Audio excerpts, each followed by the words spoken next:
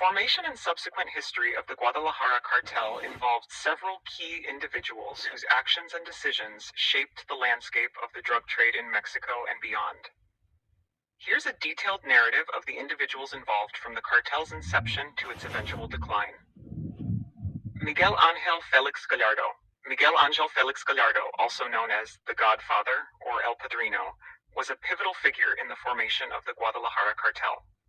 Born in 1946 in Sinaloa, Mexico, Félix Gallardo started his criminal career smuggling drugs across the U.S.-Mexico border.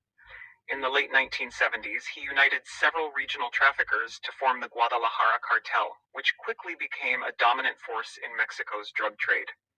Félix Gallardo controlled key trafficking routes and established connections with Colombian cartels, facilitating the transportation of cocaine into the United States.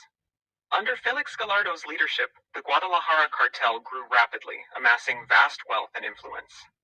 He expanded the cartel's operations beyond marijuana trafficking to include cocaine, building a sophisticated network that involved corrupt officials and law enforcement.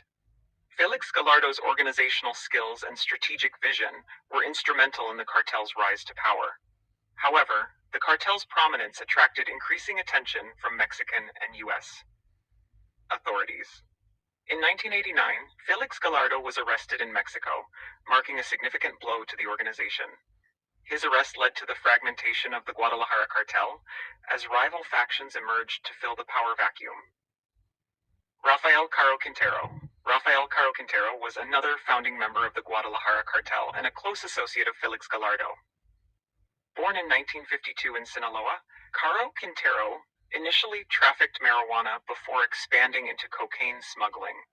He was known for his ruthlessness and involvement in violent acts to protect the cartel's interests.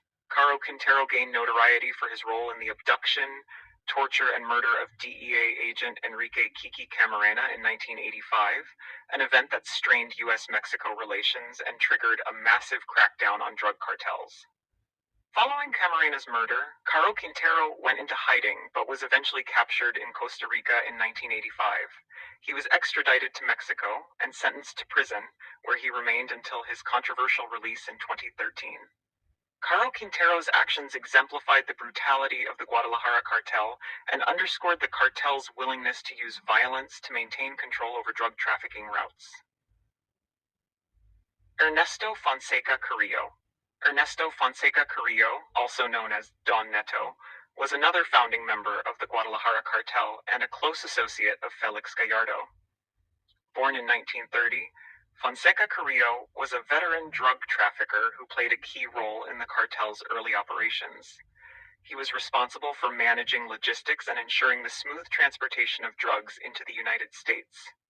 Fonseca Carrillo's leadership within the cartel contributed to its organizational structure and efficiency. However, his involvement in drug trafficking drew the attention of law enforcement. In 1985, Fonseca Carrillo was implicated in the murder of DEA agent Enrique Camarena, along with Caro Quintero. He was eventually arrested in Mexico and sentenced to prison. The downfall of the Guadalajara Cartel and the capture of its key leaders marked a turning point in Mexico's drug trade. The cartel's demise led to the emergence of new, more decentralized organizations that continue to operate to this day. Despite its dissolution, the Guadalajara Cartel's legacy persists, highlighting the enduring challenges posed by drug trafficking and organized crime in Mexico.